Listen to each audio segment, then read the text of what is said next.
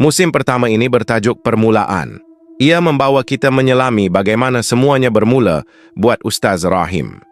Sebagai seorang pendakwah muda yang baru bertugas di sebuah daerah kampung yang terpencil, Ustaz Rahim tidak menjangka bahawa perjalanan hidupnya akan berubah sepenuhnya selepas menerima satu permintaan mudah menyiasat sebuah surau lama yang sudah bertahun-tahun tidak digunakan. Tapi, siapa sangka, panggilan ke Surau Usang itu hanyalah permulaan kepada rentetan peristiwa mengerikan yang membuka tirai kepada antara dua dunia. Saya menerima panggilan telepon lewat malam dari seorang sahabat lama Farid, kini guru di sebuah pusat tahfiz yang baru ditubuhkan di kawasan pedalaman sawah lama.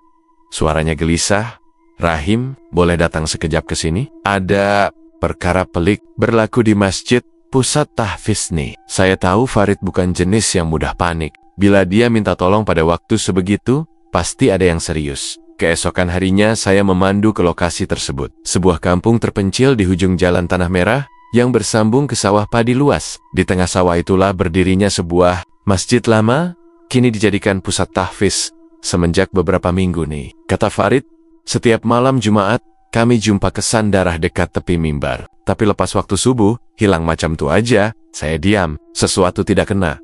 Kami masuk ke dalam masjid. Bau wangi bercampur bau besi, tanda darah, jelas terasa. Di tepi mimbar, ada bekas seperti darah beku. Warnanya segar bukan seperti dari makhluk biasa. Saya tunduk dan mula membaca ayat-ayat ruqyah. Tiba-tiba, saya terasa lantai sedikit bergetar. Dan dalam beberapa saat, angin dingin menyelinap masuk dari arah pintu utama. Walhal semua pintu tertutup rapat. Dan suara azan berkumandang perlahan dari arah belakang mimbar. Kami segera berpandangan. Farid menarik lengan saya perlahan. "Rahim, kau dengar tak?" Saya hanya angguk. Suara azan itu perlahan, dalam, dan seperti berkumandang dari dasar tanah. Saya melangkah ke belakang mimbar. Cuba mencari sumber bunyi. Di dinding kayu belakang mimbar, saya temui ukiran lama, seakan lambang bulan sabit kecil dengan satu kalimah Allah yang hampir terpadam. Dan di bawah ukiran itu, ada lubang kecil yang ditutupi papan lapis. Saya buka perlahan. Dari dalamnya keluar angin sejuk dan bau tanah basah. Kami suluh ke dalam. Ia seakan ruang kecil, mungkin ruang simpanan zaman dahulu. Dan di situ, kami nampak sesuatu yang mengejutkan. Sehelai jubah imam yang sudah lama, berwarna putih kelabu. Dengan tompokan darah kering di bahagian dada, Farid kelihatan terkejut. "Rahim, ini jubah arwah Imam Mahmud. Dia dibunuh dulu masa sujud waktu subuh."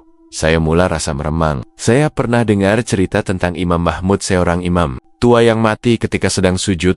Kononnya dibunuh karena hasad dengki. Tapi kisah itu sudah ditutup, tiada siapa bincang lagi. Malam itu, saya bermimpi. Seorang lelaki berjubah putih berdiri di tepi mimbar. Wajahnya berdarah, dan dia menuding ke arah saya.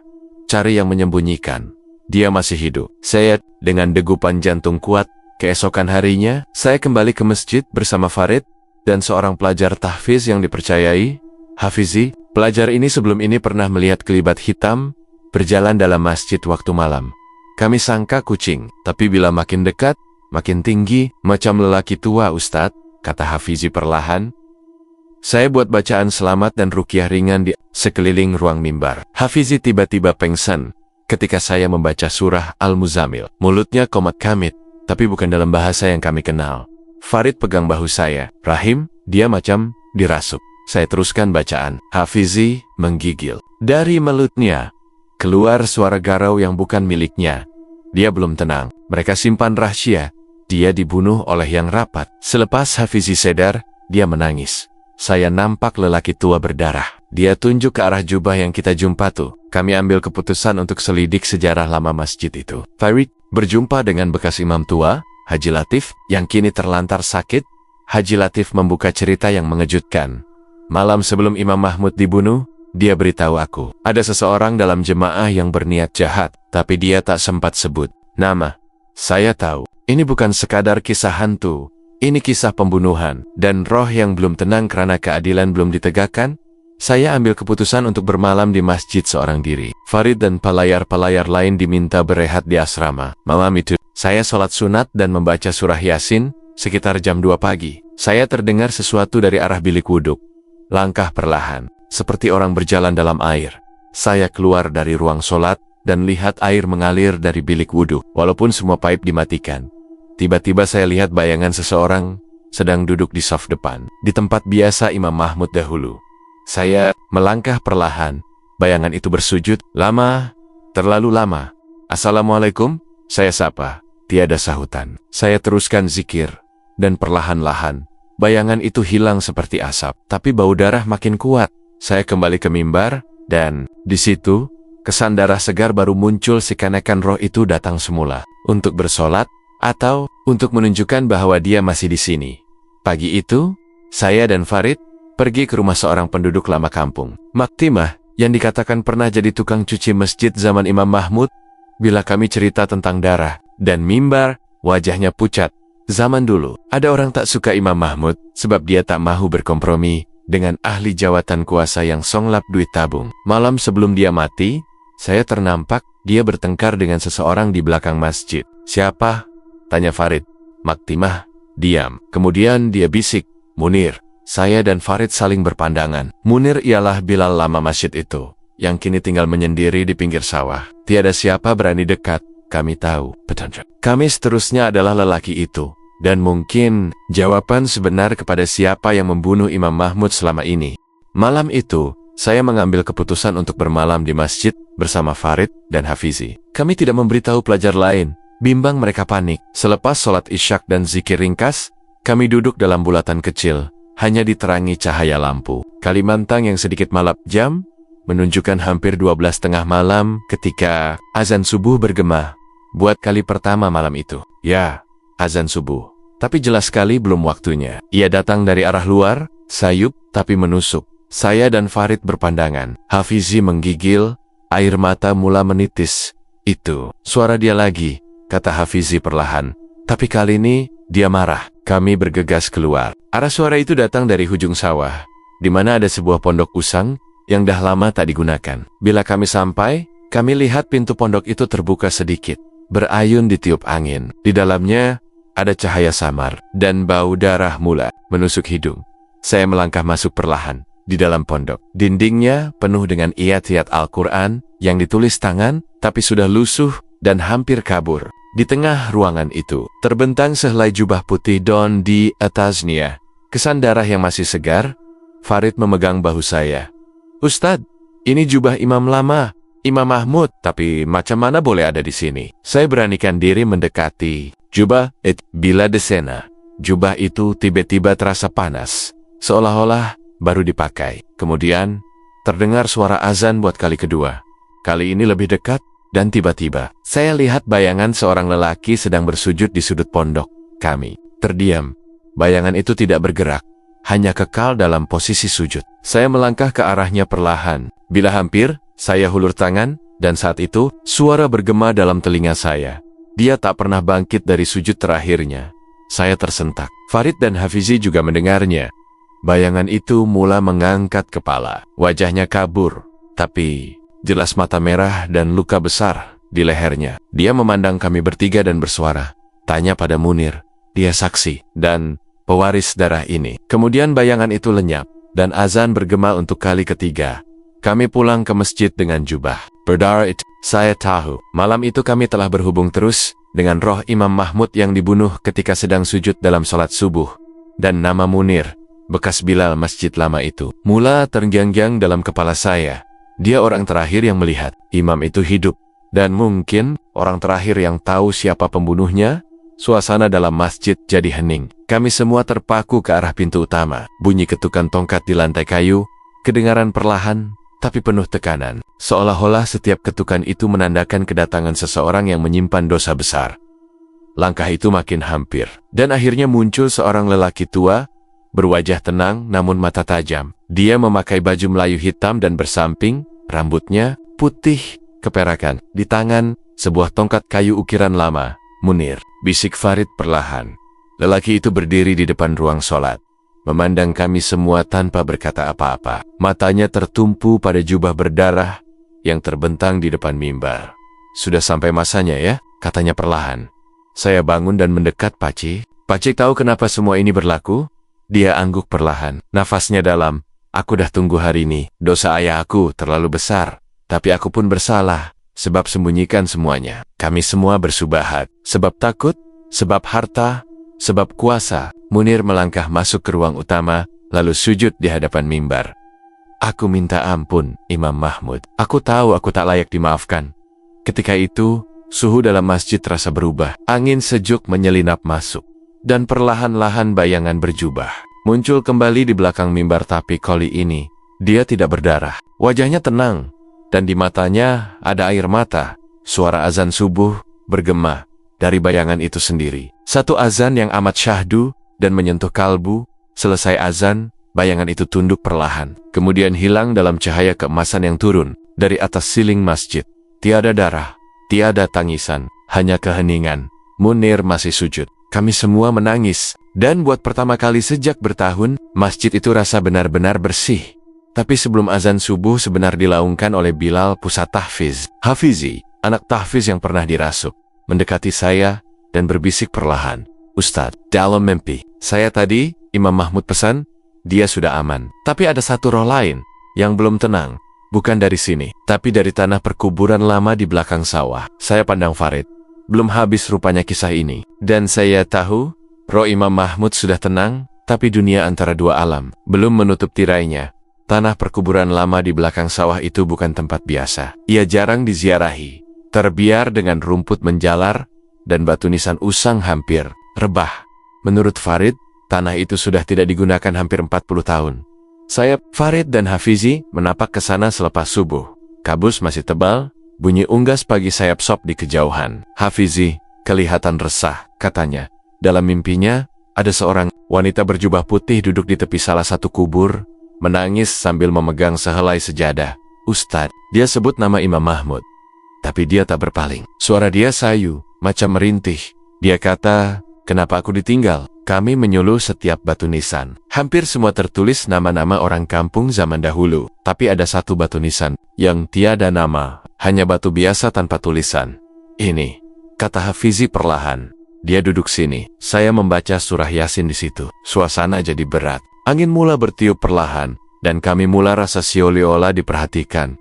Tiba-tiba, dari celah-celah pokok buluh yang tumbuh liar, muncul satu bayangan putih, perlahan-lahan berjalan ke arah kami. Wajahnya kabur, rambutnya panjang mengurai, tapi langkahnya tidak jejak ke tanah.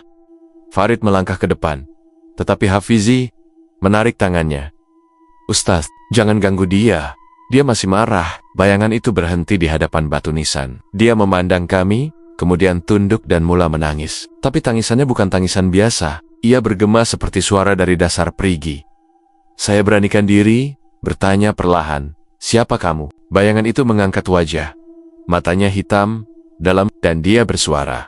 Aku istri yang tak dituntut. Aku dibunuh karena tahu rahasia. Aku, saksi terakhir. Saya dan Farid berpandangan, ini bukan sekadar pembunuhan. Ini konspirasi yang lebih besar. Dan tanah ini menyimpan lebih banyak kisah yang belum diceritakan. Tiba-tiba, langit mendung, kilat menyambar jauh di ufuk. Bayangan wanita itu perlahan-lahan menghilang dalam kabus, dan di atas batu nisan yang kosong tadi, tertulis nama secara misteri. Siti Maryam binti Kamarul. Kami tahu, roh itu sudah bangkit, bukan untuk membalas dendam, tapi untuk menuntut kebenaran yang disembunyikan lebih separuh abad. Dan saya kini ditarik lebih dalam ke dunia yang tidak semua orang berani jejaki. Malam berikutnya, saya bermimpi lagi. Tapi, kali ini, bukan Imam Mahmud atau wanita berjubah putih. Sebaliknya, saya berada dalam ruang salat masjid yang gelap. Dan dari tepi mimbar, darah meleleh dengan banyak. Terlalu banyak. Suara anak kecil menangis di sudut bilik wudhu. Ketika saya dekati, saya lihat budak lelaki berpakaian lusuh, menangis sambil memegang sejadah kecil. Ustadz, tolong dia, jangan biar dia disakiti lagi. Saya terjaga dengan peluh membasahi badan. Jam menunjukkan 2,46 pagi. Saya bangun, sholat 2 rakaat, dan minta petunjuk. Hati saya tidak tenang. Ada sesuatu yang belum selesai. Bukan sekadar pembunuhan, tetapi satu pengkhianatan yang melibatkan anak-anak kecil. Mungkin pelajar tahfiz juga. Pagi itu, saya dan Farid berbincang semula. Kami ajak Hafizi. Dan kali ini bersama seorang lagi pelajar senior, Azhar. Saya syak ada kaitan antara mimpi Hafizi dan mimpi saya. Kami kembali ke masjid sebelum waktu asar. Saya perasan sesuatu yang ganjil, salah satu tingkap kecil berhampiran mimbar sedikit terbuka. Bila saya suluh keluar, ada kesan tanah basah seperti baru digali semalam. Farid, kita kena gali sini malam nih. Aku yakin ada sesuatu. Dan malam itu, selepas sholat Isya, kami gali kawasan di luar tingkap kecil masjid. Di bawah pokok jambu, batu yang sudah tua. Sekitar jam 11 malam, cangkul Farid mengetuk sesuatu keras. Kami bersihkan tanah. Dan perlahan-lahan, nampak sebuah kotak kayu kecil, hampir reput. Bila kami buka, isinya mengejutkan. Seutas gelang bayi, satu surat bersampul dan cebisan kain putih berlumur darah. Surat itu ditulis tangan, bahasanya lembut, tapi nadanya sedih. Aku maafkan, kamu Mahmud. Tapi anak kita, jangan biarkan dia ditinggal seperti aku. Dia tak bersalah. Farid terdiam. Rahim, Imam Mahmud ada anak. Tapi, siapa? Saya termenung panjang. Kalau benar Imam Mahmud pernah berkahwin secara rahasia dan memiliki anak, dan istrinya dibunuh karena tahu rahasia pembunuhan Imam, maka anak itu kini dewasa, dan mungkin berada dekat dengan kita semua. Dan saat itu juga, terdengar tangisan. Kanak-kanak bergema dari arah dalam masjid. Kami segera ke dalam, dan di atas mimbar, sebuah sejadah kecil terbentang sendiri. Sejadah kecil yang terbentang di atas mimbar itu kelihatan baru. Tidak seperti yang digunakan di masjid ini. Warnanya putih bersih, cuma di sudutnya ada satu titik darah beku yang halus. Perlahan, hati berdebar. Tangisan anak kecil masih kedengaran, seolah dari arah bawah mimbar. Saya memandang Farid dan Hafizi. Kita selongkar bahagian bawah mimbar nih. Mungkin ada sesuatu. Kami angkat permaidani, buka panel papan lantai mimbar yang sudah lapuk. Dan benar, di bawahnya ada ruang kosong seperti petak rahasia. Dalam ruang sempit itu, terdapat satu bekas tembaga usang. Bila dibuka, tersimpan satu surat nikah lama, atas nama Mahmud bin Saleh dan Siti Maryam binti Kamarul. Farid menarik napas dalam-dalam. Dia memang berkahwin, tapi tak ada siapa tahu. Di bawah dokumen itu, ada sekeping gambar hitam putih. Gambar bayi lelaki dalam dakapan Maryam. Dengan tulisan belakangnya, Muhammad Amin, cahaya mata kami. 1963, saya mula faham. Anak itu mungkin masih hidup, dan mungkin sudah besar, dan berada di sekitar kami. Tiba-tiba Hafizi bersuara perlahan. Ustadz, nama bapak saya Kamarul, arwah datuk saya orang kampung sini. Tapi saya tak pernah tahu siapa nenek sebenar saya. Saya dan Farid berpandangan. Suasana jadi sangat senyap. Nama ayah kamu penuh? Tanya saya. Muhammad Amin bin Kamarul. Jawab Hafizi perlahan. Jantung saya berdetak kencang. Farid terpaksa duduk. Hafizi, kamu mungkin cucu Imam Mahmud, ujar saya. Hampir berbisik. Tangisan anak kecil tadi sudah berhenti. Dan dari arah luar masjid, kabus pagi mula menyelinap masuk ke ruang sholat, tapi kali ini ia membawa rasa damai. Bayangan Imam Mahmud muncul. Sekali lagi berdiri di belakang Hafizi. Dia tersenyum. Matanya basah, dan di tangannya sehelai sejadah kecil.